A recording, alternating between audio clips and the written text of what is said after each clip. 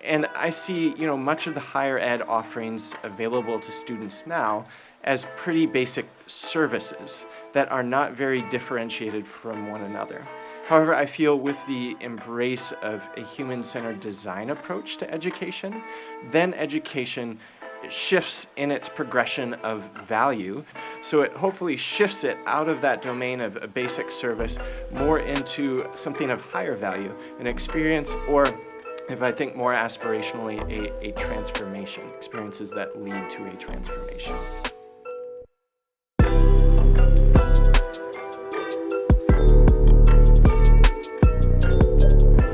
Today is an exciting episode. We're going to be talking about what the future of conservation leadership education looks like. And today's guest's work aims at transforming the way science is experienced by broad audiences through the design of media and immersive learning experiences that ignite curiosity, encourage playful exploration, and lead to profound science learning. So in the design of learning experiences, he collaborates with cross-functional teams through planning and conducting research, ideation, creative prototyping, MVP testing, just to mention a few, and I am going to mention a few more, like forecasting, futures thinking, and speculative design, go-to-market strategy, and journey mapping. Wow. If you haven't heard that much in one statement of somebody's experience or job description, well, today's your day. Our guest today is Aaron Appleton. His experience stems from lead experience designer at ALU School of Wildlife Conservation. We are looking at science department chair at learning experience designer at New York City Department of Education. He was a vice principal environment management and internal diplomacy teacher. And finally, he's the founder and creative director of Ensigo. I hope I pronounced that right. Well, yeah. So first of all, thank you so much for being with us today. Maybe you can introduce yourself a bit further, because I've already, accolades upon accolades from your experience and what your job description is. Maybe you can tell us more about who Aaron Appleton is and how you joined ALU. Wonderful. Well, yeah, it's a pleasure to join you on this podcast, Savannah. So my name is Aaron Appleton, and my role with ALU is as the lead experience designer, and specifically for our School of Wildlife Conservation. Right. I love doing learning experience design stuff, especially for any field related to science or economics. But I also have a couple of side hustles. I love to do some acting and then music stuff as well. So that's the one thing we can't find about you on the internet, right? I think so. Maybe if you dig deep into Google. All right. So how did you join ALU, or how did you come to know of ALU? I came to know ALU because I'd been following the work of Africa Leadership Academy, the secondary school in South Africa, for quite some time. And I had been watching ALU just kind of hoping that there would be any sort of science-related design position that popped up. Yeah. So I was in New York at the time, and I was working at the school called Quest to Learn, which is a really unique school because it's the first school in the world to basically be designed entirely around the principles of game design. So my background is fairly focused on more innovative approaches to education, things like game design at Quest to Learn or project-based learning. So when I started hearing about ALU, I was very attracted to, the more innovative approach that they were taking at the tertiary level for education. So, as soon as that position for School of Wildlife Conservation popped up, I just jumped on it. Right. So obviously we've gone through your experience in design or your experience in being an experience designer. And now you are part of ALU. So maybe you can tell us why design matters and what difference does a well-designed learning experience make? Yeah, that's a good question. I think for many people, taking a human-centered design approach to education is, Right. a fairly new phenomenon. I'm very attracted to it because it really involves a lot of stakeholders, whether it's the parents, the students, potential employers, subject matter experts, facilitators themselves. It involves all of them in the process of design. So then, hopefully, with their involvement and with careful reflection, careful research, ideation, you've got your prototyping you keep coming back to those stakeholders with, you get a Yeah. really, really good educational experience for everyone involved by the end. Um, Now, I love taking that more human-centered design approach to education because I Okay. feel if you look at many of the current models to higher education that are most common throughout the world today, my view is that much of education has been commoditized through more of an industrial style approach. Yeah. Um, and I see, much of the higher ed offerings available to students now as pretty basic services that are not very differentiated from one another. However, I feel with the embrace of a human-centered design approach to education, then education shifts in its progression of value that basically starts from commodities, then goods, then services, then Mm. experiences, then transformation. So it hopefully shifts it out of that domain of a basic service more into something of higher value, an experience, or if I think more aspirationally, a transformation, experiences that lead to a transformation. All right. So So, speaking of experience, conservation, sorry, is one of the great opportunities in Africa amongst the seven grand challenges and seven great opportunities that ALU schools are centered around. So, what is the ALU School of Wildlife Conservation, and what role does it play? yeah, so ALU's School of Wildlife Conservation was started back in 2016 when our founder, Fred Swaniker, he was having a great conversation with the late Jennifer Oppenheimer about the importance of wildlife conservation to the African continent, especially its importance as an economic sector. Okay. Um, so wildlife conservation, when a lot of people think of it, it's just more of like kind of a protectionist type of standpoint. We just need to protect these animals, these ecosystems. But I think our more unique selling point of our school is that we incorporate more of a business focus alongside wildlife conservation. So we want to view it as an economic sector that has tremendous potential on the African continent for being a growth sector. So if we Yeah. can figure out ways that we can uh, that students themselves can like figure out how they can apply more of a triple bottom line business model to solve some of the greatest challenges in wildlife conservation, that solves a lot of problems at once. It generates income for themselves and their local community, as well as uh, protects these local ecosystems. Okay. So within only a few months, the COVID-19 pandemic has caused rapid changes around the world, and our hearts and prayers go to those who may be experiencing like major challenges due to this pandemic. But the student academic terms are still ongoing. How has the School of Wildlife Conservation rapidly transitioned its adaptive learning model?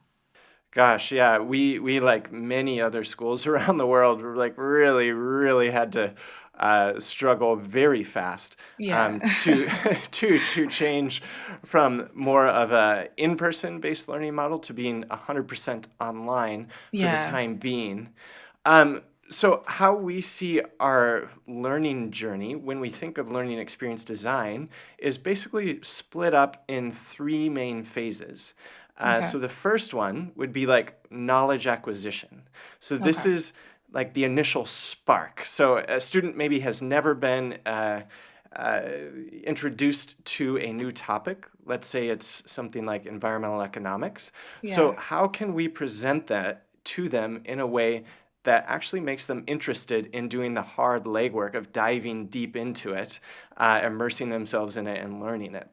So that typically we view is done through like really high production value media. So whether it's great videos, some podcasts, some great articles or readings, but what can we put in front of students that will get them interested in this topic? Then the second phase we view as knowledge embedding. So they've had that initial spark. Now they're interested in, say, that topic of environmental economics.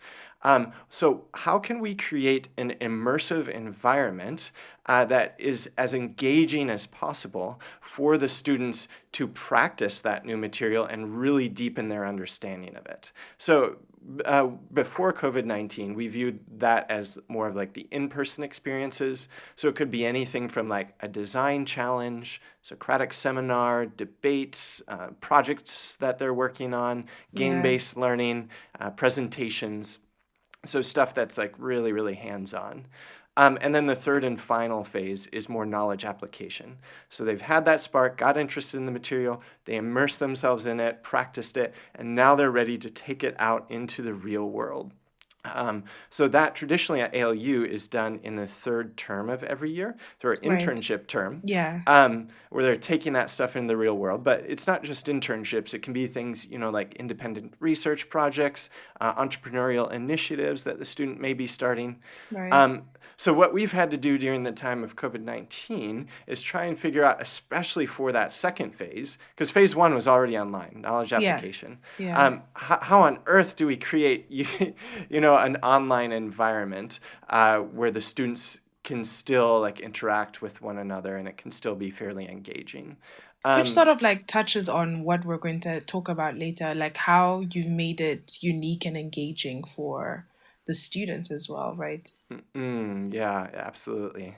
Yeah, so we ended up experimenting with a whole bunch of different learning management systems, but we found the one that works best for us is one called Canvas. So it allows us to do like all sorts of stuff, from hosting big group webinars where we're bringing in experts from across the African continent on conservation to talk with our students on the subject of this particular term, which is conservation area management, and have conversations with them. We're able to run polls in those. We're able to basically have a group whiteboard where students can like write together or ask questions of one another on it. We're able to use a particular software where we can have breakout groups.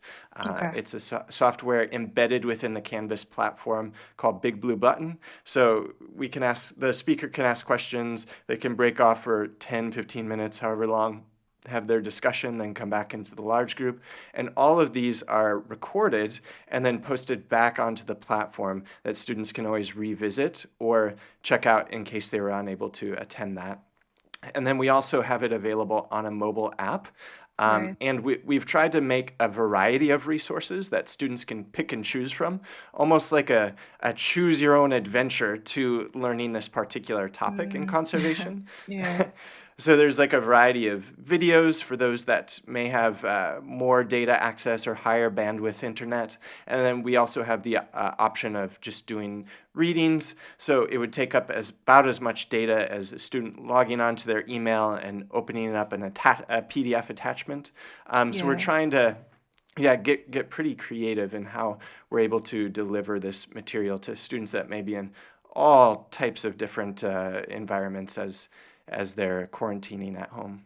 Maybe you can highlight further, if you can, how has the response been, or the reaction to it been, for the students? Yeah, I mean, at first, it was just so sudden. We we had a matter of days where to figure out how we were going to get as many of our students as possible tickets back to their home countries and settled in there, while at the same time transitioning 100% of our learning experience to an online environment. So with that, I mean, very understandable. It was quite stressful for both students and staff.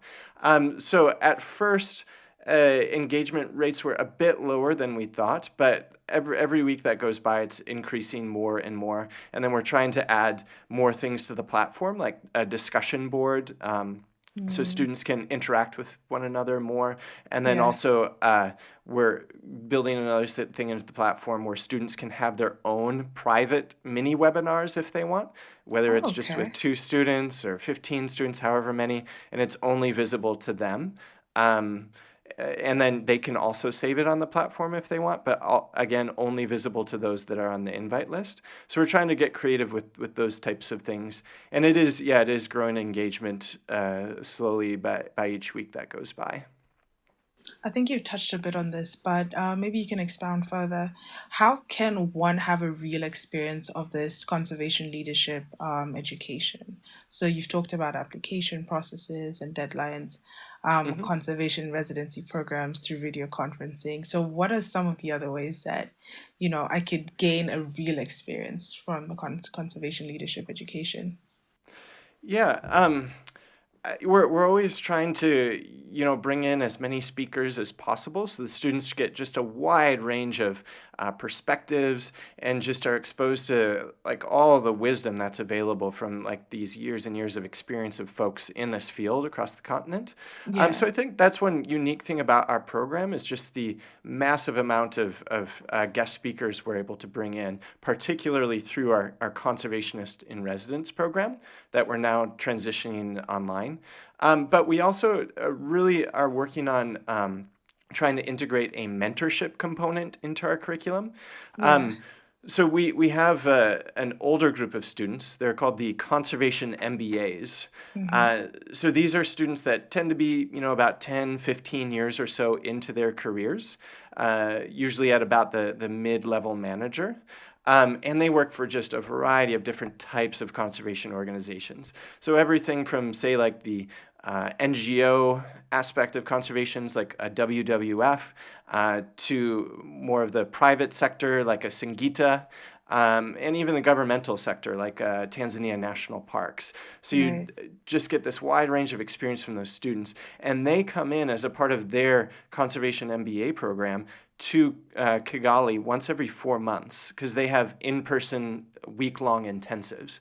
And at those times, we're really trying to be proactive about designing activities for them and our undergraduate conservation students to be able to interact with one another so they Yeah. can form mentoring relationships.